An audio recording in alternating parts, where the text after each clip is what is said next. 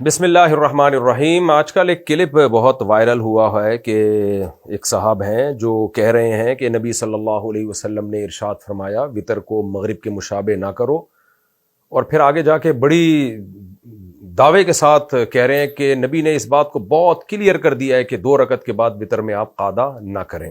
یہ کلپ بڑا وائرل ہوا۔ میں نے کہا یہ صاحب کوئی نہ عالم ہے نہ مفتی ہیں، میں کیوں ان کا جواب ریکارڈ کرواؤں، لیکن وہ کلپ اتنا زیادہ وائرل ہو گیا کہ بہت سے لوگ نے مجھ سے رابطہ کیا، بھائی اس کا کیا جواب ہے۔ اچھا، وہ بھائی صاحب نے اسٹائل بھی بڑا زبردست مارا ہے، ایسے کر کے نا جیسے بہت ٹینشن سے آج یہ جاگے ہوں، اور آج ان کو لاکھوں کروڑوں لوگوں کی نمازیں ضائع ہونے کا جو فکر تھی لوگوں کی نمازیں ضائع ہونے کی، اس فکر نے ان کی راتوں کی نیندیں اڑا دی ہیں۔ بیچارے بڑی ٹینشن میں آ کے کہہ رہے ہیں کہ او ہو ایسے نا اسٹائل مارا یوں کر کے۔ آپ دیکھیں اب یہ ذرا آپ خود سنیں ان کو، پھر میں اس پہ تبصرہ کرتا ہوں۔ ساری زندگی وطر کی نماز غلط ادا کرتے آ رہے تھے ہم۔ امیجن دیٹ رسول اللہ صلی اللہ علیہ وآلہ وسلم نے فرمایا کہ اپنی وطر کی نماز کو مغرب کی نماز کی طرح ادا مت کرو۔ یہ بھائی صاحب نے 2 دعوے کیے ہیں اس میں۔ ایک دعویٰ تو یہ کیا کہ نبی صلی اللہ علیہ وسلم نے ہمیں حکم دیا کہ 2 رکعت کے بعد قعدہ مت کرو وطر میں۔ وطر کی نماز میں ہلکا سا چینج آتا ہے۔ وطر کی نماز میں آپ کو 2nd رکعت میں تشہد ادا نہیں کرنا ہوتا۔ نماز میں تشہد کا ایلیمنٹ وہ ہوتا ہے جہاں ہم بیٹھتے ہیں اور التحیات ادا کرتے ہیں۔ نارملی تشہد 2nd اور 4th رکعت میں ادا کیا جاتا ہے جو ایون نمبر کی رکعتیں ہوتی ہیں، لیکن رسول اللہ صلی اللہ علیہ وآلہ وسلم نے بہت کلیئر کیا ہے۔ نبی علیہ السلام نے فرمایا کہ جب تم وطر کی نماز ادا کرو تو 2nd رکعت میں تشہد ادا مت کرو۔ میرا ان سے سوال یہ کہ کہاں حکم دیا؟ کوئی ایک حدیث آپ پیش کریں۔ نبی صلی اللہ علیہ وسلم پہ آپ نے اتنا بڑا بہتان باندھ دیا، اور اتنے دعوے کے ساتھ اور ایسے ناٹک کے ساتھ اور ایسے اسٹائل کے ساتھ آپ نے کہاں ارشاد فرمایا کہ 2 رکعت کے بعد قعدہ مت کرو؟ وہ حدیث آپ ذرا پیش کریں۔ جو آپ نے حدیث پیش کی ہے کہ نبی صلی اللہ علیہ وسلم نے وطر کو مغرب کے مشابہ پڑھنے سے منع کیا۔ رسول اللہ صلی اللہ علیہ وآلہ وسلم نے فرمایا کہ اپنی وطر کی نماز کو مغرب کی نماز کی طرح ادا مت کرو۔ میں آپ کے سامنے پورے الفاظ اس حدیث کے پڑھ کے سنا دیتا ہوں، اسی سے آپ کو پتہ چل جائے گا کہ نبی نے جو وطر کو مغرب کے مشابہ پڑھنے سے منع کیا ہے، اس منع کرنے کا مطلب کیا ہے۔ نبی علیہ السلام نے جو ہمیں منع کیا نا کہ وطر کی نماز کو مغرب کی طرح ادا نہ کرو، اس میں بہت مائنیوٹ سا چینج ہے۔ جیسے ہم مغرب کی نماز میں پہلی رکعت ادا کرتے ہیں، 2nd رکعت میں بیٹھ جاتے ہیں، تشہد میں التحیات ادا کرتے ہیں، پھر 3rd رکعت کے لیے کھڑے ہوتے ہیں، اور پھر 3rd رکعت بھی ویسے ہی ادا ہوتی ہے جیسے 2nd کی تھی، with the addition of درود and then سلام۔ وطر کی نماز میں ہلکا سا چینج آتا ہے۔ وطر کی نماز میں آپ کو 2nd رکعت میں تشہد ادا نہیں کرنا ہوتا۔ نماز میں تشہد کا ایلیمنٹ وہ ہوتا ہے جہاں ہم بیٹھتے ہیں اور التحیات ادا کرتے ہیں۔ نارملی تشہد 2nd اور 4th رکعت میں ادا کیا جاتا ہے جو ایون نمبر کی رکعتیں ہوتی ہیں، لیکن رسول اللہ صلی اللہ علیہ وآلہ وسلم نے بہت کلیئر کیا ہے۔ نبی علیہ السلام نے فرمایا کہ جب تم وطر کی نماز ادا کرو تو 2nd رکعت میں تشہد ادا مت کرو، اور 3rd رکعت میں ڈائریکٹلی کھڑے ہونے کے بعد تشہد ادا کرو، درود پڑھو، دعا کرو اینڈ موو آن۔ پوری حدیث یہ دارقطنی کی یوں ہے۔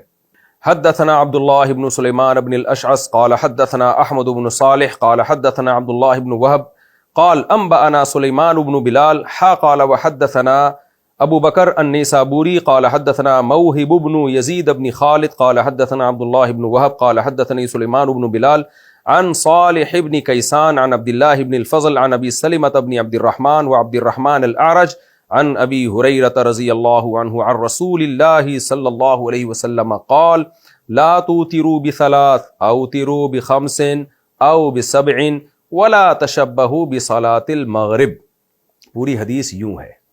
حضرت ابو ہریرہ رضی اللہ تعالیٰ عنہ فرماتے ہیں رسول اللہ صلی اللہ علیہ وسلم نے ارشاد فرمایا لا توتروا بثلاث، 3 رکعت وطر مت پڑھو، اوتروا بخمس او بسبع، 5 رکعت وطر پڑھو یا 7 رکعت وطر پڑھو، ولا تشبہوا بصلاۃ المغرب، مغرب کی نماز کے مشابہ مت بناؤ اس کو، وطر کو۔ کیا مطلب حدیث کا؟ پہلے تو میں یہ بتا دوں کہ 7 رکعت وطر یا 5 رکعت وطر کا مطلب کیا ہے، یہ بھی میں اپنی طرف سے نہیں بتاتا۔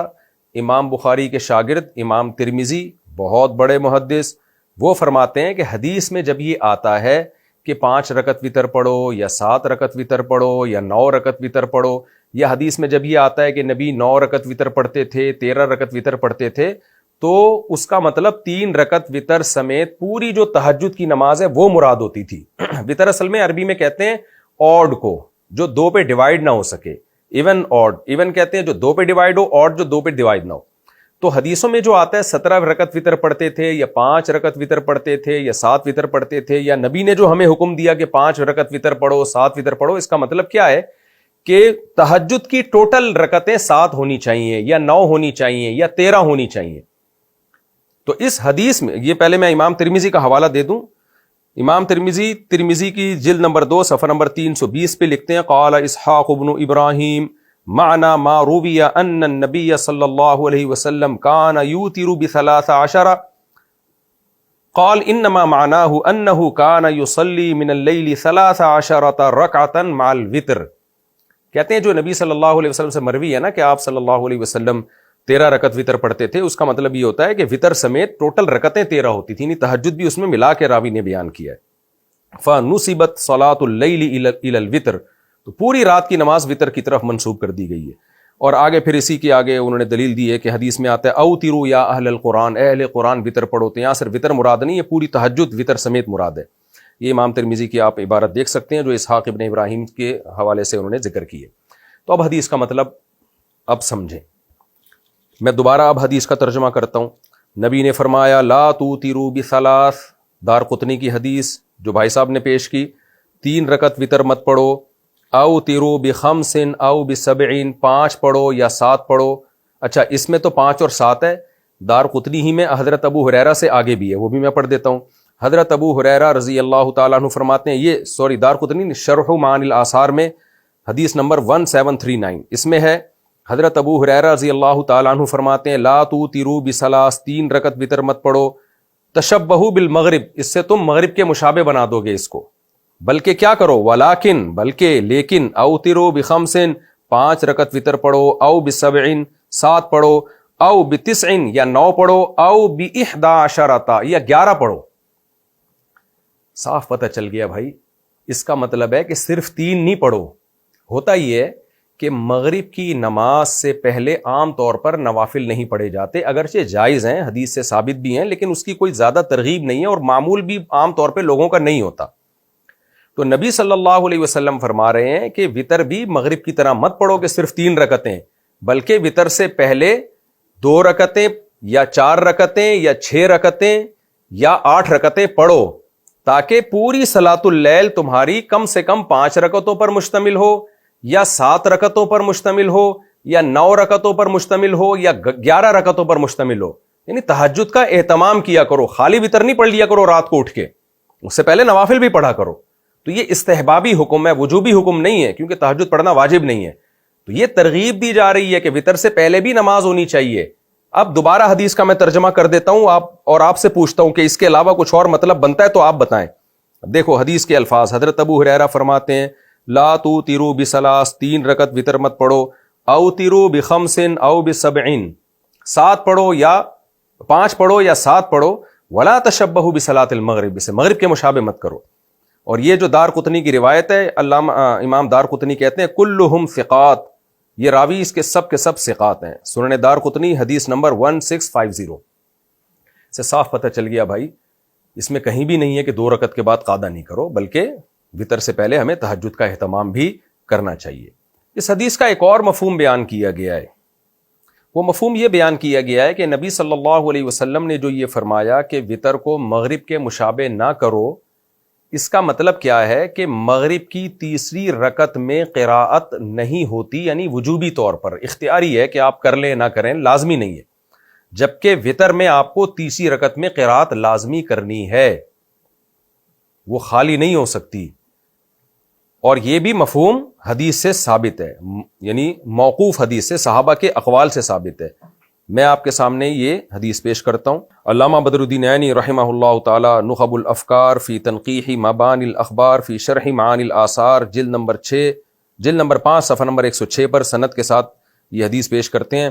حدثنا ابو بکر قال حدثنا ابو داود قال حدثنا ابو خلدہ قال سألت ابا العالیة عن الوتر فقال علمنا اصحاب محمد صلی اللہ علیہ وسلم او قال علمونا ان الوتر مثل صلاة المغرب غیر انک تقرأ فی الثالثة هذا وتر اللیل وهذا وتر النہار. ابو العالیہ جو تابعی ہیں, یہ ابو العالیہ کون ہے تھوڑا سا انٹروڈکشن میں کرا دوں آپ کو. اور یہ ابو العالیہ جو تھے زمانے جاہلیت میں پیدا ہوئے, نبی صلی اللہ علیہ وسلم کے زمانے میں آپ نے اسلام قبول نہیں کیا, آپ صلی اللہ علیہ وسلم کی وفات کے 2 سال کے بعد آپ نے اسلام قبول کیا, اور پھر حضرت ابو بکر کی صحبت نصیب ہوئی, حضرت عمر کے پیچھے آپ نے نمازیں پڑھی, اور بہت سارے اصحاب نے آپ سے, بہت سارے حدیث کے جو راوی ہیں انہوں نے آپ سے حدیثیں لی, اتنے بڑے تابعی ہیں. یہ کہتے ہیں کہ ہمیں نبی صلی اللہ علیہ وسلم کے صحابہ نے یہ بات سکھائی, علمنا اصحاب محمد, محمد صلی اللہ علیہ وسلم کے ساتھیوں نے, صحابہ نے ہمیں یہ بات بتائی, ان الوتر مثل صلاۃ المغرب, کہ وتر بالکل مغرب کی نماز جیسی ہے, کوئی فرق نہیں ہے. غیر انک تقرأ فی الثالثہ, صرف ایک فرق ہے کہ وتر میں آپ کو تیسری رکعت میں قرات کرنی ہے. ھذا وتر اللیل وھذا وتر النہار, وہ دن کے وتر ہیں اور یہ جو ہم رات کو پڑھتے ہیں یہ رات کے وتر ہیں, سیم ہے. فرق کیا آ رہا ہے کہ تیسری میں قرات کرنی ہے وتر میں, مغرب میں تیسری میں قرات نہیں ہوتی. تو یہ مطلب ہے حدیث کا. اگر دوسرا مطلب ہم لیتے ہیں تو اس کی بھی تائید صحابہ کے آثار سے ہوتی ہے کہ نبی صلی اللہ علیہ وسلم نے یہ جو فرمایا کہ وتر کو مغرب کے مشابہ نہ کرو, تو اس کا مطلب کیا ہے کہ بالکل 100% مغرب کے جیسا نہیں بنانا آپ نے, تھوڑا سا فرق رکھنا ہے. وہ تھوڑا سا فرق کیا ہے کہ یا تو یہ فرق ہے کہ اس سے پہلے آپ نے نوافل بھی پڑھنے تہجد کے, یا یہ مطلب ہے کہ وتر کی تیسری رکعت میں آپ نے قراءت کرنی ہے, جبکہ مغرب میں عام طور پہ لوگ قراءت نہیں کرتے. اور سرسری غور سے ایک اور مطلب بھی سمجھ میں آتا ہے کہ مغرب کی نماز میں دعائے قنوت نہیں ہوتی, جبکہ وتر میں دعائے قنوت ہوتی ہے. وتر میں دعائے قنوت حدیث سے ثابت ہے. تو اتنے سارے مطلب نکل سکتے ہیں, اور حدیث سے وہ مطلب ثابت ہیں. وہ ڈفرینس یعنی مغرب اور وتر میں اتنے سارے ڈفرینس حدیث سے ثابت ہیں, تو آپ ایک ہی ڈفرینس کو کیوں فوکس کر رہے ہو کہ جی قاعدہ نہیں کرنا آپ نے؟ یہ آپ کی اپنی تفسیر ہے. یہ تو بھائی صاحب نے جو دلائل دی ہیں یہ میں نے آپ کے سامنے پیش کر دی ہے, جس پہ انہوں نے کتنی زبردست ایکٹنگ کی ہے کہ جیسے برے صغیر میں اب تک ہم گھاس کھاتے رہے ہیں. بھائی اگر کوئی مسئلہ اختلافی ہو تو آپ ایک تو عامی آدمی اس کو بیان ہی نہ کرے, عالم بیان کرے اور اعتدال سے بیان کر دے کہ ہمارے سامنے یہ دلیل ہے جس کی بیس پہ ہم یہ کہتے ہیں, اور دیگر فقہا کے سامنے وہ دلیل ہے جس کی بیس پہ وہ یہ لوگ وہ رائے رکھتے ہیں. تو اب میں چلتا ہوں اسماعیل بھائی کی طرف, ہمارے دوست ہیں. اچھا, ان صاحب نے جو ہے نا قنوت کا مسئلہ بھی اٹھایا کہ ہم جو قنوت پڑھتے ہیں اللہم انا نستعینک کا, یہ قنوت بھی غلط پڑھتے رہے ہیں. قنوت تو اللہم اہدنا فیمن ہدیت ہے, اس پر میں آخر میں آتا ہوں. پہلے میں چلتا ہوں مسقط, ہمارے دوست ہیں اسماعیل بھائی, انہوں نے مجھے حدیث بھیجی. انہوں نے کہا مفتی صاحب میں تو حنفی تھا, ہمارے باپ دادا سب حنفی تھے, ہم 2 رکعت کے بعد تشہد پڑھ کے سلام پھیرے بغیر کھڑے ہو جایا کرتے تھے. تو اب میرے سامنے حدیث آئی ہے, حضرت عائشہ رضی اللہ تعالی عنہا فرماتی ہیں کہ نبی صلی اللہ علیہ وسلم وتر کی 2 رکعت کے بعد قعود نہیں کیا کرتے تھے, اور امام مسلم نے علامہ نووی نے اس حدیث کو صحیح قرار دیا ہے, اور یہ حدیث سنن نسائی میں بھی ہے اور بہقی میں بھی ہے. تو اس میں تو صاف ہے, حضرت عائشہ رضی اللہ تعالیٰ عنہ فرماتی ہیں کہ نبی صلی اللہ علیہ وسلم وتر کی 2 رکعت کے بعد قاعدہ نہیں کیا کرتے تھے. تو میں اس وقت اسماعیل بھائی سے مخاطب ہوں, اور ان کے توسط سے اور بھی بہت ساری دنیا کے مسلمانوں سے میں مخاطب ہوں کہ جو وتر کے بعد 2 رکعت کے بعد قاعدے کو ناجائز سمجھتے ہیں, اور سمجھتے ہیں کہ اگر کسی نے 3 رکعت وتر پڑھنے ہیں تو 2 رکعت کے بعد وہ سیدھا کھڑا ہو جائے, بیٹھے نہیں وہ. تو ان سے میں اب مخاطب ہوں. دیکھیں, پہلی بات تو یہ ہے کہ میں ابھی جو دلائل دے رہا ہوں وہ اس بات کے دلائل نہیں کہ 1 رکعت الگ سے پڑھنے جائز ہیں یا نہیں, وتر کے 2 رکعتوں کے بعد قاعدہ کر کے سلام پھیرنا جائز ہے یا نہیں, یہ ایک الگ ٹاپک ہے, اس پر میں الگ سے کلپ ریکارڈ کرواؤں گا انشاءاللہ. ابھی میرا ہدف یہ ہے, میرا ٹاپک یہ ہے کہ اگر کوئی شخص 3 رکعت وتر پڑھ رہا ہے تو 2 رکعتوں کے بعد قاعدہ کرے گا یا قاعدہ نہیں کرے گا, اس مسئلے کو کلیئر کر رہا ہوں. قاعدہ کر لیا تو سلام پھیرے گا کہ نہیں پھیرے گا, یہ ایک الگ ٹاپک ہے. ابھی ایک اکٹھے 3 وتر اگر کوئی پڑھ رہا ہے تو 2 رکعتوں کے بعد قاعدہ کرے گا یا نہیں کرے گا. ہمارا دعویٰ یہ ہے کہ وہ قاعدہ کرے گا اور سلام پھیرے بغیر کھڑا ہو جائے گا وہ. تو اب اسماعیل بھائی آپ سے میں مخاطب ہوں, آپ میرے مخاطب ہیں کہ یہ جو آپ نے حدیث پیش کی ہے یہ آپ دیکھ سکتے ہیں اسکرین پہ. حضرت عائشہ رضی اللہ تعالی عنہا سے روایت ہے کہ سعد ابن ہشام کو حضرت عائشہ کہہ رہی ہیں آپ صلی اللہ علیہ وسلم وتر کی 2 رکعتوں کے بعد بیٹھتے نہیں تھے. اسماعیل بھائی, اس حدیث کی جو سند ہے نا وہ ہے عن قتادہ عن زرارہ ابن اوفا عن سعد ابن ہشام عن عائشہ. یہ سند یاد رکھیں, بہت کام آئے گی آپ کے. حضرت قتادہ روایت کرتے ہیں حضرت زرارہ سے, زرارہ روایت کرتے ہیں سعد ابن ہشام سے, اور سعد ابن ہشام روایت کرتے ہیں حضرت عائشہ سے. یہ ہے حدیث کی سند. یہ سند اٹھائیں اور آپ صحیح مسلم میں سرچ کریں, پھر دیکھیں پوری حدیث کیا ہے. تو میں اب آپ کو اسی سند کے ساتھ یہی حدیث میں لے جاتا ہوں صحیح مسلم میں، اور دیکھتے ہیں امام مسلم نے اس کو کن الفاظ میں نقل کیا ہے، پوری حدیث کیا ہے۔ اب میں آپ کے سامنے صحیح مسلم کی پوری حدیث پڑھ کے سناتا ہوں۔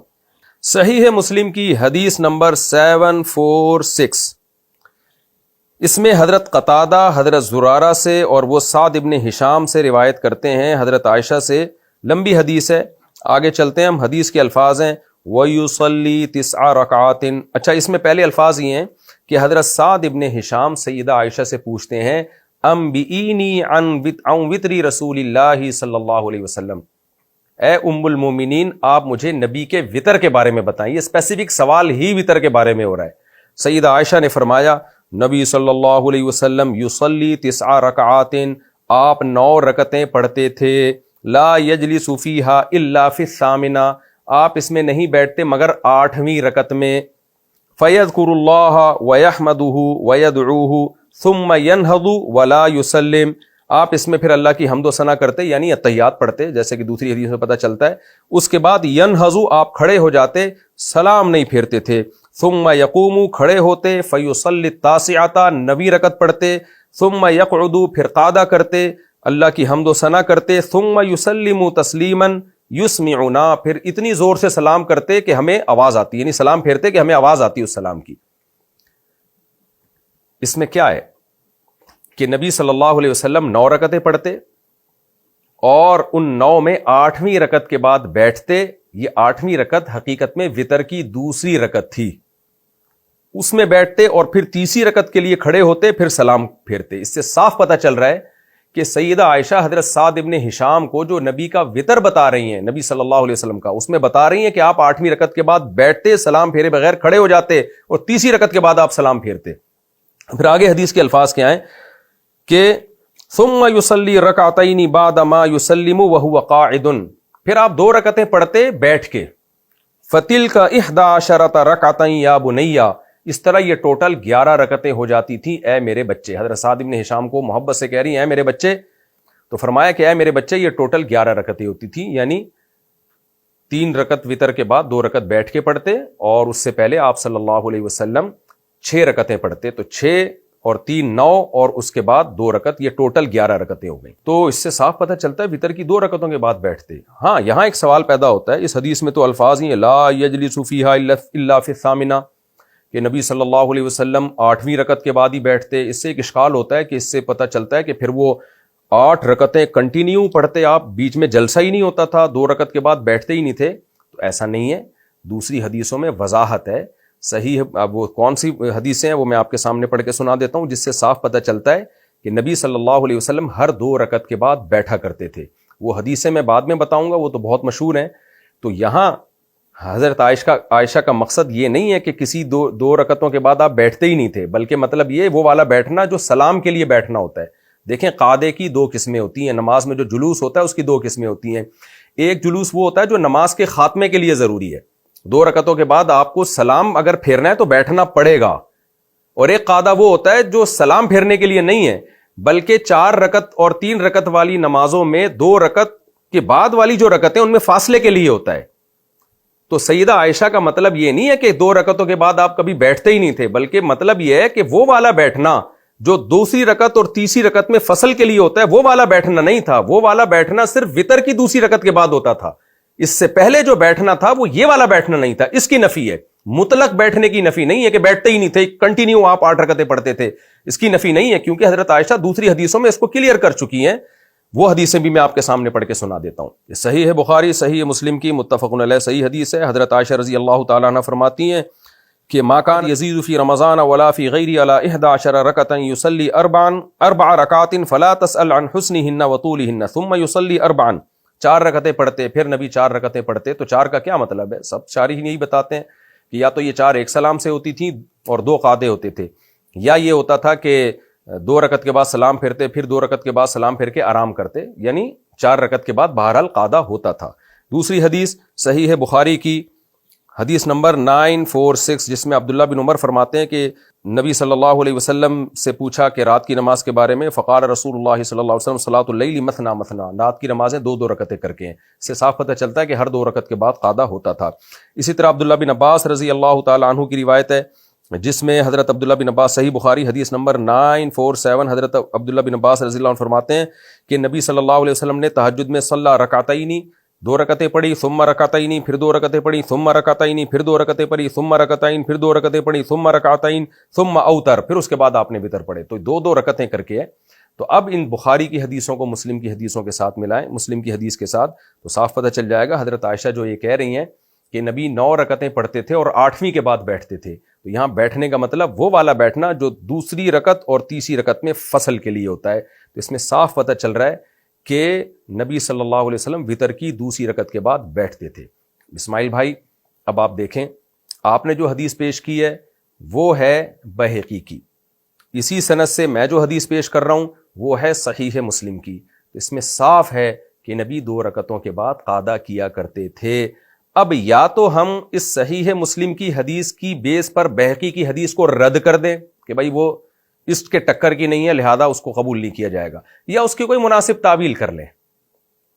تو رد کرنے سے بہتر ہے تعویل کر لیں۔ وہ تعویل کیا ہے؟ سیدہ عائشہ نے جو فرمایا کہ نبی وتر کی 2 رکعتوں کے بعد بیٹھتے نہیں تھے، اس بیٹھنے کا مطلب وہ والا بیٹھنا جو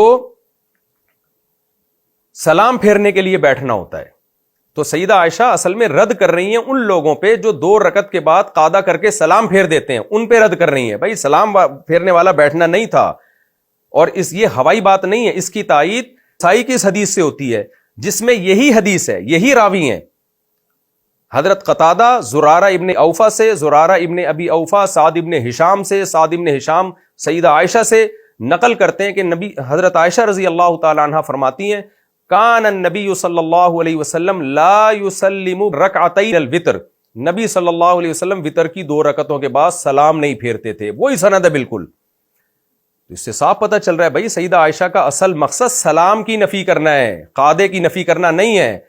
تو اس کی نفی کے لیے مبالغتاً یہ فرمایا کہ وہ والا قادہ ہوتا ہی نہیں تھا کہ جس میں سلام ہوتا ہے، بلکہ قادے کے بعد سلام پھیرے بغیر آپ اٹھ جایا کرتے تھے۔ تینوں حدیثیں سیدہ عائشہ بیان کر رہی ہیں، حضرت عائشہ سے سعد ابن ہشام بیان کر رہے ہیں، سعد ابن ہشام سے زرارہ ابن اوفا بیان کر رہے ہیں، زرارہ ابن اوفا سے حضرت قتادہ بیان کر رہے ہیں۔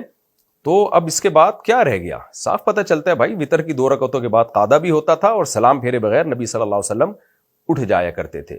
تو یہ تو مسئلہ ہو گیا کلیئر۔ اب میں آپ کے پاس صحابہ کے کچھ عمل پیش کرتا ہوں کہ صحابہ کرام وتر کی 2 رکعتوں کے بعد قادہ کیا کرتے تھے اور اس کے بعد پھر کھڑے ہو جایا کرتے تھے۔ عبداللہ بن عمر تو 2 رکعت کے بعد سلام بھی پھیرتے تھے، وہ عبداللہ بن عمر رضی اللہ تعالیٰ عنہ کا اپنا عمل تھا۔ اس کے دلائل کیا ہیں اور اس کا جواب کیا ہے وہ میں کسی اور کلپ میں انشاءاللہ ریکارڈ کرواؤں گا۔ ابھی تو میں اس کو فوکس کر رہا ہوں کہ اگر کسی نے 3 رکعتیں پڑھنی ہیں تو 2 رکعت کے بعد وہ قادہ کرے گا، حدیث سے یہی بات ثابت ہے۔ سب سے پہلے تو وہی حدیث جو علامہ عینی نے سند کے ساتھ، اس حدیث کے سارے راوی صحاح 6 کے راویوں میں سے ہیں، یعنی صحاح 6 کے تمام مصنفین نے ان حدیث کے راویوں سے حدیثیں نکالی ہیں۔ بخاری، مسلم، امام ابو داؤد، سب کتابوں میں ان حدیث کے اس کے راوی موجود ہیں، سوائے ابو خلدہ جن کا نام خالد ابن دینار ہے، ان کی حدیث صحیح مسلم اور ابن ماجہ میں نہیں ملتی، باقی اس حدیث کے جو باقی راوی ہیں وہ سب میں ملتے ہیں ہمیں۔ تو اور یہ جو ابو خلدہ ہیں باقیوں نے ان سے حدیثیں لی ہیں، باقی صحاح 6 کے مؤلفین نے۔ تو یہ کیا فرماتے ہیں؟ کہتے ہیں کہ علمنا اصحاب محمد صلی اللہ علیہ وسلم، ہمیں نبی کے ساتھیوں نے، صحابہ نے بتایا ان الوتر مثل صلاۃ المغرب، کہ وتر مغرب کی نماز کی طرح ہے۔ تو مغرب کے میں 2 رکعت کے بعد قادہ ہوتا ہے بھائی، تو یہاں بھی بتا رہے ہیں کہ ہمیں صحابہ نے یہی سکھایا کہ وتر بالکل مغرب کی طرح ہے۔ فرق کیا ہے؟ غیر انک تقرأ فی الثالثۃ، آپ وتر میں تیسری رکعت میں بھی پڑھتے ہیں، ھذا وتر اللیل وھذا وتر النہار، یہ رات کے وتر ہیں اور وہ دن کے وتر ہیں، مغرب کی نماز دن کے وتر ہیں۔ اس سے صاف پتہ چلتا ہے کہ وتر مغرب کی طرح ہی ہیں، دونوں میں قادہ ہوتا ہے، اس میں بھی قادہ ہوگا۔ ہم حضرت عمر رضی اللہ تعالیٰ عنہ کے قول کی طرف چلتے ہیں، بہقی نے روایت کیا، حدیث نمبر 4808۔ امام بہقی کہتے ہیں اخبرنا ابو عبداللہ الحافظ قال انبأ احمد بن محمد بن صالح السمرقندی قال حدثنا ابو عبداللہ محمد بن نصر قال حدثنا ابو جعفر الدارمی قال حدثنا حبان بن ہلال قال حدثنا یزید بن زرع قال حدثنا حبیب المعلم قال قیل للحسن ان ابن عمر رضی اللہ عنہما کان یسلم فی الرکعتین من الوتر فقال کان عمر افقہ من کان ینہض فی الثالثۃ بالتکبیر. امام بہقی اپنی سند سے، جو بالکل صحیح سند ہے، کہتے ہیں کہ حضرت حسن سے کسی نے پوچھا کہ عبداللہ ابن عمر رضی اللہ تعالی عنہ وطر کی 2 رکعتوں کے بعد سلام پھیر دیا کرتے تھے. تو حضرت حسن نے فرمایا کان عمر افقہ من، حضرت عمر میں فقاہت عبداللہ بن عمر سے زیادہ تھی، اپنے بیٹے سے زیادہ تھی. عمر کیا کرتے تھے؟ ینہض فی الثالثۃ بالتکبیر، وہ تو تیسری رکعت میں تکبیر کہہ کے کھڑے ہو جایا کرتے تھے. اس سے صاف پتہ چل رہا ہے حضرت حسن کا مقصد کیا ہے.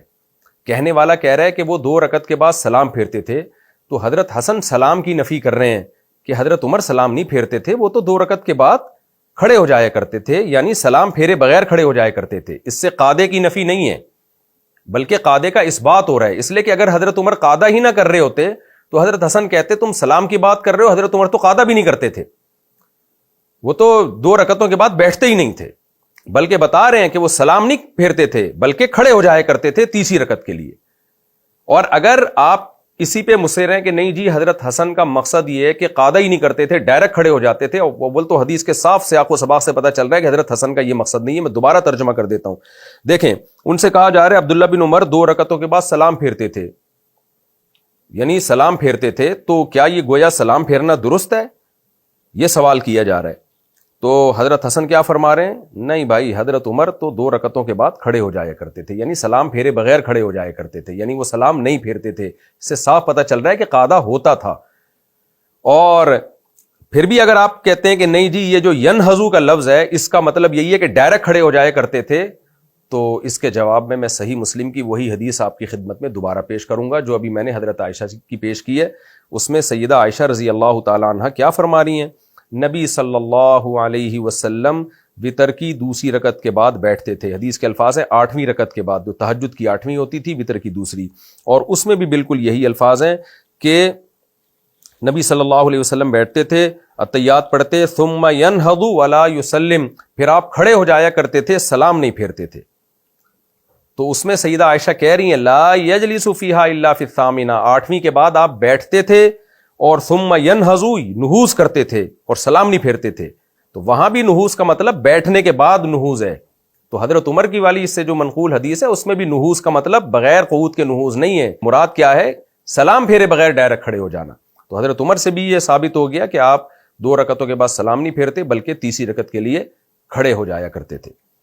تو اور ویسے بھی اگر حضرت عمر 2 رکعت کے بعد قعدہ نہ کرتے ہوتے تو ابو العالیہ جو اتنے جلیل القدر تابعی ہیں، جو حضرت عمر کے پیچھے آپ نے نمازیں پڑھی ہیں، وہ یہ کیوں کہہ رہے ہیں کہ ہمیں صحابہ نے یہ بتایا کہ وطر مغرب کی طرح ہے، بلکہ وہ کہتے ہیں کہ ہمیں عمر بن خطاب نے یہ بتایا کہ وطر مغرب کی طرح نہیں ہے، وطر میں قعدہ نہیں ہوتا اور مغرب میں قعدہ ہوتا ہے. تو ان کا کہنے کا مقصد یہ تھا کہ ظاہری شباہت میں، ظاہری شکل و صورت میں وطر میں اور مغرب کی نماز میں کوئی فرق نہیں ہے. اس سے بھی تائید ہوتی ہے کہ حضرت عمر نے 2ری رکعت کے بعد قعدہ کیا ہے اور اس کے بعد کھڑے ہوئے. اسی طرح عبداللہ بن مسعود رضی اللہ تعالیٰ عنہ سے بھی صحیح سند کے ساتھ یہ بات منقول ہے. حضرت عبداللہ بن مسعود فرماتے ہیں کہ وطر اللیل 3 کا وطر النہار، رات کے وطر 3 ہیں جیسے کہ دن کے وطر ہیں، یعنی وہ بھی اسی طرح ہی پڑھے جائیں گے جیسے دن میں وطر پڑھے جاتے ہیں، 2 رکعت پھر اس کے بعد قعدہ پھر تیسری رکعت.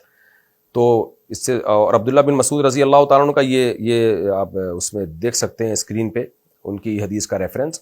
باقی عبداللہ بن مسعود کی حدیث کو ضعیف جو کہا گیا ہے تو وہ مرفوع حدیث کو کہا گیا ہے، موقوف کو نہیں کہا گیا. تو جو موقوفاً عبداللہ بن مسعود سے روایت ہے وہ صحیح ہے. تو عبداللہ بن مسعود کا عمل بڑے فقیہ تھے جن کو حضرت عمر نے کوفہ بھیجا اس لیے کہ تاکہ وہاں علم پھیلائیں. تو ان کی فقاہت پہ تو جتنا کہا جائے کم ہے. حضرت عمر رضی اللہ تعالیٰ عنہ کے پاس جب حضرت عبداللہ بن مسعود آیا کرتے تھے تو حضرت عمر فرماتے تھے کنیف ملئ علما، یہ چھوٹے سے قد کا آدمی لیکن علم سے بھرا ہوا ہے.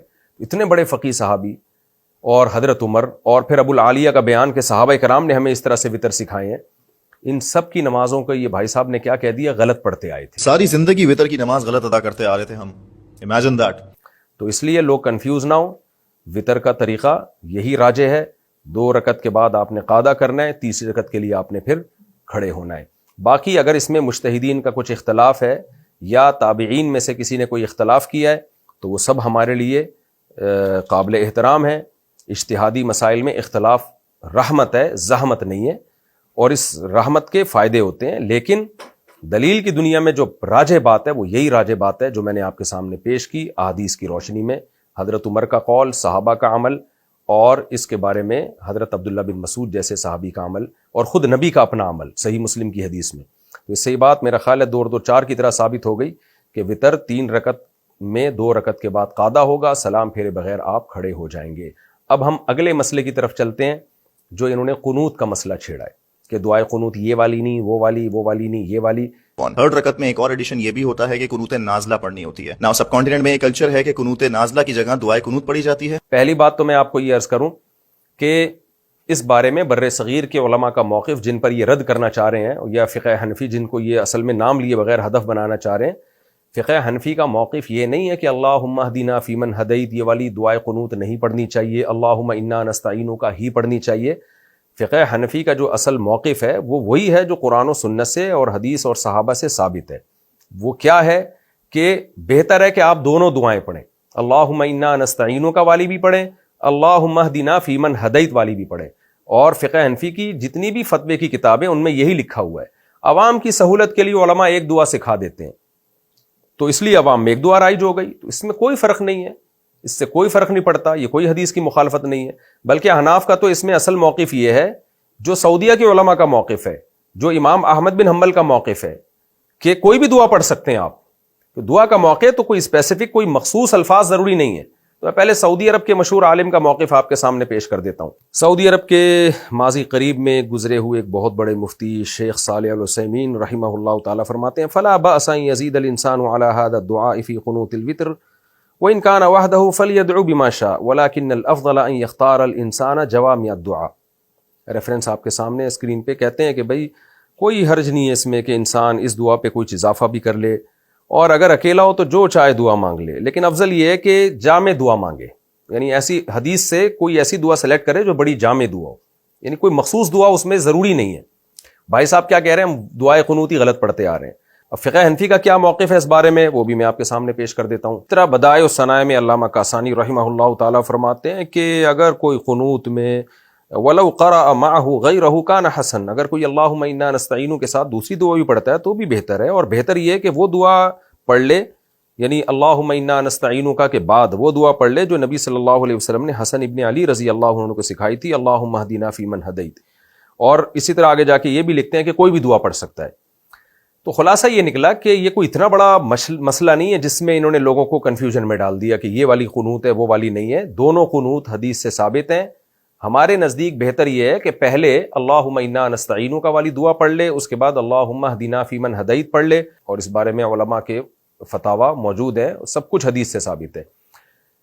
ہاں یہ ایک سوال پیدا ہوتا ہے کہ جب صحیح حدیث سے یہ بات ثابت ہے کہ نبی نے حضرت حسن ابن علی رضی اللہ تعالیٰ عنہ کو یہ دعا سکھائی اللہم اہدنا فیمن ہدیت, تو اس صحیح حدیث کے ہوتے ہوئے اللہم انا نستعینک والی حدیث کو لانے کی ضرورت ہی کیا ہے, بلکہ اس کو افضل قرار دینے کی ضرورت کیا ہے؟ اس کا جواب میں آپ کو دیتا ہوں. پہلی بات تو یہ کہ دیکھیں حدیث کی 2 قسمیں, ایک حدیث مرفوع ایک حدیث موقوف. حدیث موقوف کہتے ہیں صحابی کا قول, اور صحابی کا قول اگر غیر مدرک بالقیاس ہو, یعنی غیر مدرک بالقیاس تھوڑی گاڑی ٹرم ہے, یعنی ایسی چیز ہو جس میں ہمیں یقین ہو کہ یہ صحابی اپنی طرف سے نہیں کہہ سکتے, نبی سے سنے بغیر یہ کہہ نہیں سکتے, تو صحابی کا وہ قول بھی بحکم حدیث ہی ہوتا ہے. تو عبداللہ ابن مسعود رضی اللہ تعالیٰ عنہ سے مصنف ابن ابی شیبہ حدیث نمبر 29708 عبداللہ بن مسعود رضی اللہ تعالیٰ عنہ سے روایت ہے. عبد الرحمن کہتے ہیں علمنا ابن مسعود ان نقول فی القنوت یعنی فی الوتر اللہم انا نستعینک ونستغفرک. جو پوری دعائے قنوت ہے یہ حضرت عبداللہ بن مسعود نے سکھائی اپنے شاگردوں کو. عبداللہ بن مسعود یہ نبی سے سنے بغیر سکھا نہیں سکتے, بلکہ عبداللہ بن مسعود چونکہ فقیہ ہیں تو احناف کا ایک اصول ہے کہ جب ایک روایت کوئی فقیہ صحابی بیان کریں اور ایک روایت غیر فقیہ بیان کریں تو فقیہ کی روایت کو ترجیح ہوتی ہے. اس لیے کہ جو غیر فقیہ ہیں وہ تو نبی کا قول سنا آگے بیان کر دیا, فقیہ وہ بات بیان کریں گے جو ان کی نظر میں راجح ہوگی. تو عبداللہ ابن مسعود نے یہ قول نبی صلی اللہ علیہ وسلم سے سنا ہے, بغیر سنے پوری دعا وتر کی نہیں سمجھا سکتے کسی کو کہ بھئی یہ والی پڑھا کرو, یہ ایسا ہو نہیں سکتا. تو یہ حدیث موقوف بحکم مرفوع ہے اور باقاعدہ اپنے شاگردوں کو سکھا رہے ہیں. تو یہ سکھانا بھی اس کی علامت ہے کہ عبداللہ بن مسعود کی نظر میں یہ والی حدیث زیادہ راجح تھی. اس اثر پر ایک اشکال کیا گیا ہے حضرت عبداللہ بن مسعود کے کہ اس کی سند میں ضعف ہے، مان لیتے ہیں سند میں ضعف ہے، لیکن عبداللہ بن مسعود کے اقوال کو جتنا ابراہیم نخعی رحمہ اللہ تعالیٰ سمجھتے تھے، علم حدیث کے طلبہ جانتے ہیں اور علم فقہ کے، اتنا کوئی بھی نہیں۔ تو ابراہیم نخعی رحمہ اللہ تعالیٰ، جن کا نام امام بخاری جگہ جگہ بڑے احترام سے لیتے ہیں، جلیل القدر تابعین میں آپ کا شمار ہوتا ہے، وہ بھی ان سے بھی یہی روایت ہے۔ مصنف ابی شیبہ کی حدیث نمبر 29709، اس میں ابراہیم نخعی سے مروی ہے کہ وہ وتر کے قنوت میں کیا پڑھا انہوں نے، اللہم انا نستعینک ونستغفرک۔ تو اس اثر سے اس اثر کی تائید ہو رہی ہے، حضرت ابراہیم نخعی کے اس قول سے عبداللہ بن مسعود کے اس قول کی تائید ہو رہی ہے کہ ہمیں وتر میں اللہم انا نستعینک پڑھنا چاہیے۔ اب یہاں ایک سوال پیدا ہوتا ہے، جب نبی نے حضرت حسن بن علی کو سکھائی اللہم اہدنا فیمن ہدیت، اور عبداللہ بن مسعود کو سکھائی اللہم انا نستعینک، تو پھر آپ اللہم انا نستعینک والی کو ترجیح کیوں دے رہے ہیں؟ بھائی آپ اس کو ترجیح کیوں نہیں دے رہے جو حسن ابن علی رضی اللہ تعالیٰ عنہ کو سکھائی ہے؟ اس کا جواب یہ ہے کہ بھائی ہر ایک کے ترجیح دینے کا مختلف طریقہ ہوتا ہے۔ بعض فقہا نے اس کو ترجیح دی اللہم اہدنا فیمن ہدیت، اس بیس پہ کہ نبی نے سیدنا حسن کو سکھائی ہے، لیکن احناف نے اس بیس پہ ترجیح دی ہے کہ اللہم انا نستعینک والی دعا پہلے قرآن کا حصہ تھی، آسمان سے نازل ہوئی تھی، قرآن کی سورت تھی جس کی تلاوت کو منسوخ کیا گیا۔ کہتے ہیں یہ الفاظ جو پہلے قرآن کا حصہ تھے لیکن اللہ نے اس کی تلاوت کو منسوخ کر دیا، لیکن بہرحال آسمان سے نازل ہوئے تھے، وہ وحی ہے متلو تھے، تو اس کو وحی ہے غیر متلو پہ ترجیح ہوگی۔ اور شاید عبداللہ بن مسعود نے بھی اس اللہم انا نستعینک کو اسی وجہ سے ترجیح دی ہے، تبھی اللہم انا نستعینک والی دعا اور اسی دعا میں جو آگے الفاظ آتے ہیں اللہم ایاک نعبد، ان کو باقاعدہ دو سورت کہا جاتا تھا۔ تو یہ بات کہ نبی یہ باقاعدہ پہلے قرآن کا حصہ تھی، ان کی تلاوت منسوخ ہے، یہ کس نے ذکر کی؟ میں اس کا اب آپ کے سامنے ریفرنس پیش کرتا ہوں۔ مصنف عبد الرزاق حدیث نمبر 5109، اس میں عبید ابن عمیر راوی ہے، کہتے ہیں کہ انہما سورتان من القرآن، کہ یہ دو قرآن کی صورتیں تھیں۔ کون سی؟ اللہم انا نستعینک، اور آگے جو الفاظ آتے ہیں اللہم ایاک نعبد ولک نصلی، یہ دو الگ الگ صورتیں تھیں قرآن کی۔ حضرت عبداللہ بن مسعود رضی اللہ تعالیٰ عنہ کے مصحف میں تھیں، وَأَنَّهُ يُوتِرُ بِهِمَا كُلَّ لَيْلَةٍ، اور حضرت عبداللہ بن مسعود وتر میں دونوں صورتوں کو پڑھا کرتے تھے۔ تو یہ قرآن کی صورتیں تھیں میرے بھائی، جو منسوخ ہو گئیں، اس کی تلاوت منسوخ ہو گئی، تبھی مصحف عثمانی میں وہ نہیں لکھی گئی، اور عبداللہ بن مسعود نے بھی اپنے مصحف سے نکال دی تھی، لیکن خود اس کو وتر میں پڑھتے رہتے تھے۔ یہی بات الاتقان فی علوم القرآن السیوطی میں بھی ہے، اور فنون الافنان فی عیون علوم القرآن علامہ ابن جوزی کی صفحہ نمبر 335 پہ بھی ہے۔ اس میں بھی یہی ہے کہ حضرت ابی ابن کعب رضی اللہ تعالی عنہ ان دونوں کو اپنے مصحف میں باقاعدہ صورتوں کی طرح لکھتے تھے۔ یعنی عبداللہ بن مسعود کے پاس جو مصحف تھا اس میں بھی یہ دو، یعنی دعائے قنوت تو ایک ہے لیکن اس کے دو پارٹ ہیں، ایک اللہم انا نستعینک سے شروع ہو رہا ہے اور ایک اللہم ایاک نعبد سے۔ تو یہ دونوں پارٹس باقاعدہ قرآن کی صورتیں تھیں۔ حضرت ابی ابن کعب جو مشہور قاری تھے، ان کے مصحف میں بھی یہ تھیں، اور عبداللہ بن مسعود کے مصحف میں بھی تھیں۔ ان کی تلاوت منسوخ ہو گئی، لیکن یعنی جو قرآن کے طور پہ تلاوت منسوخ ہو گئی، تو پھر ایک دعا بن گئی ہیں، یعنی قرآن نہیں رہی ہیں، پھر اب اس کو قرآن میں ہم شامل نہیں کر سکتے۔ لیکن اتنی بات تو ثابت ہو گئی نا بھائی کہ بہرحال یہ قرآن کا حصہ رہی ہیں۔ تو احناف اس کو اس لیے ترجیح دیتے ہیں کہ بے شک اس کی تلاوت منسوخ ہو گئی، لیکن ان کا نزول ڈائریکٹ آسمان سے ہوا اور اللہ کا کلام بن کے یہ دونوں نازل ہوئی ہیں۔ اور بھی مزید دلائل ہیں اس پہ کہ یہ دونوں قرآن کی صورتیں تھیں، کیونکہ ان کو دو صورتوں سے تعبیر کیا گیا ہے۔ اس کے بارے میں مزید روایتیں آپ کے سامنے پیش کرتا ہوں۔ مصنف عبد الرزاق حدیث نمبر 5110، جس میں آپ اسکرین پہ پوری حدیث سند کے ساتھ دے سکتے ہیں۔ میمون ابن مہران حضرت ابی ابن کعب سے روایت کرتے ہیں کہ وہ یہ دعا پڑھا کرتے تھے، اللہم انا نستعینک ونستغفرک، پوری دعا لکھی ہوئی آگے۔ اس طرح شرح معانی الاثار میں امام طحاوی رحمہ اللہ تعالی سند پیش کرتے ہیں۔ عبداللہ ابن عباس رضی اللہ عنہ سے روایت ہے کہ حضرت عمر ابن خطاب رضی اللہ تعالی عنہ کان یقنط بسورتین، دو صورتوں کے ساتھ قنوت پڑھا کرتے تھے۔ وہ صورتیں کیا تھیں؟ اللہم ایاک نعبد اور اللہم ایاک نستعین۔ تو ان کو دو صورتیں کہا جا رہا ہے باقاعدہ۔ عبداللہ بن عباس اس کو سورت سے تعبیر کر رہے ہیں اور کہہ رہے ہیں حضرت عمر رضی اللہ تعالیٰ عنہ یہی قنوت پڑھا کرتے تھے۔ اس طرح محمد ابن نصر حضرت سفیان سے نقل کرتے ہیں، قال کانوا یستحبون ان یجعلوا فی قنوت الوتر ہاتین السورتین مختصر قیام اللیل محمد ابن نصر صفحہ نمبر 321. حضرت سفیان سے مروی ہے کہ صحابہ کرام مستحب سمجھتے تھے کہ وطر کے قنوت میں یہ 2 صورتیں پڑھا کریں, اللہم انا نستعینک اور اللہم ایاک نعبد. تو اسلاف سے نقل کر رہے ہیں کہ وہ بہتر سمجھتے تھے کہ ان 2 صورتوں کو, یعنی گویا صورت تو قرآن کی صورت کو کہا جاتا ہے, اس سے صاف پتہ چلا ان کا اس پر تو تقریباً اتفاق ہو گیا کہ یہ باقاعدہ قرآن کی 2 صورتیں تھیں اور صحابہ کرام اس کو پسند بھی کرتے تھے. اچھا, علامہ البانی رحمہ اللہ تعالی نے بھی ایک سند ذکر کی ہے جس میں ہے کہ حضرت عمر رضی اللہ تعالی عنہ فجر میں یہ قنوت پڑھا کرتے تھے, اللہم انا نستعینک, لیکن علامہ البانی نے اس کی سند کو ضعیف قرار دیا ہے. اور ضعف کی وجہ کیا بیان کی ہے؟ علامہ البانی فرماتے ہیں ھذا سند کلہم ثقات, یہ سب کے سب ثقات راوی ہیں. لولا عنعنۃ ابن جریج لکان حریا بالصحہ, اگر اس میں ابن جریج کی تدلیس نہ ہوتی تو یہ حدیث صحیح ہوتی. یہاں علامہ البانی رحمہ اللہ سے ایک تسامح ہوا ہے, انہوں نے ابن جریج کو مدلس کہا, ابن جریج مدلس راوی ہیں, لیکن یہاں ابن جریج عطا سے روایت کر رہے ہیں, اور حضرت عطا سے جب ابن جریج عن کے ساتھ روایت کرتے ہیں تو وہ عن کے سے ہونے کے باوجود مقبول ہوتی ہے. امام طبری رحمہ اللہ بھی سند سے اپنی سند سے بیان کرتے ہیں میمون ابن مہران سے حضرت ابی ابن کعب کی قرات کے بارے میں کہ ابی ابن کعب اللہم انا نستعینک اور آگے پوری دعا ہے وہ پڑھا کرتے تھے. تو ان سے اتنی واضح احادیث ہیں, جس کتنے سارے صحابہ ہیں جو یہی والی قنوت پڑھا کرتے تھے اور اس کو باقاعدہ قرآن کی صورت قرار دیا کرتے تھے. اسی وجہ سے امام احمد ابن حنبل نے بھی ان کو جو دعائے قنوت ہم پڑھتے ہیں اس کو قرآن کی 2 صورتیں کہا ہے.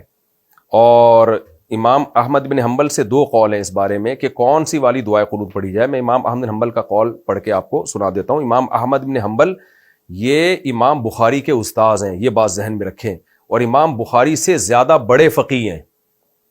امام بخاری بھی فقیہ تھے لیکن امام احمد بن حنبل کے لیول کے فقیہ نہیں تھے. یہی وجہ ہے کہ امام ترمذی جب حدیث کی سند کی بحث کرتے ہیں اور حدیث کو صحیح یا ضعیف قرار دینا ہوتا ہے تو امام بخاری کا ریفرنس دیتے ہیں, لیکن جب کوئی فقہی مسئلہ بیان کرتے ہیں تو کہیں بھی امام بخاری کا ریفرنس نہیں دیا. اس میں امام احمد کی بات کریں گے یا امام ابو حنیفہ کی بات کریں گے یا امام شافعی کی بات کریں گے یا امام مالک کی بات کریں گے یا عبداللہ بن مبارک کی بات کریں گے.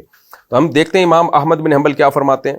فقہ حنبلی کی مشہور کتاب الانصاف فی معرفت الراجح من الخلاف جلد نمبر 2 صفحہ نمبر 171 پہ ہے. اعلم ان الصحیح من المذهب انه يدعو في القنوت بذلك كله قال الامام احمد.